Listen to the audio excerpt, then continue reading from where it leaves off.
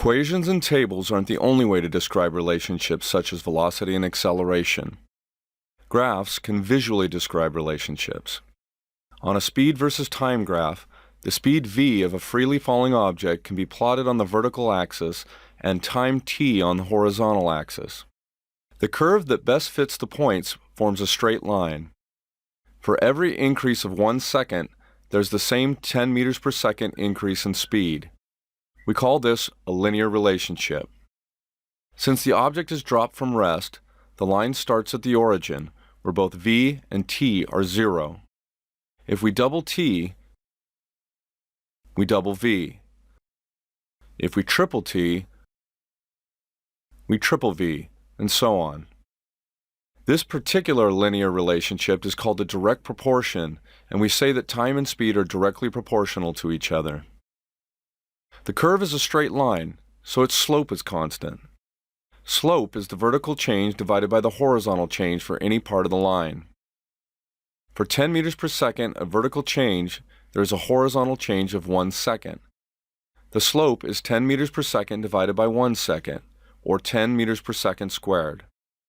The straight line of our graph shows that the acceleration is constant. If the acceleration were greater, the slope of the graph would be steeper.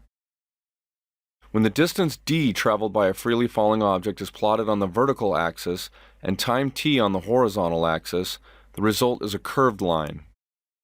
This distance versus time graph is in the shape of a parabola. The relationship between distance and time is nonlinear.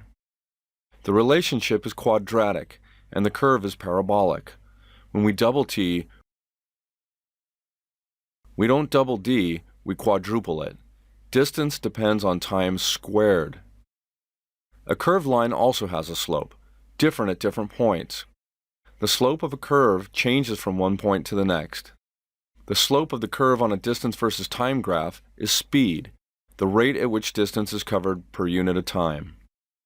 The slope steepens as time passes, which shows that speed increases as time passes.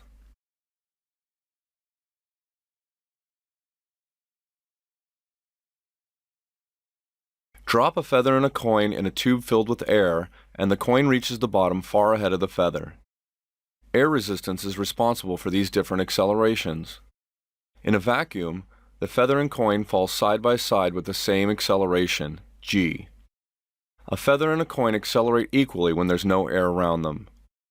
In many cases, the effective air resistance is small enough to be ignored.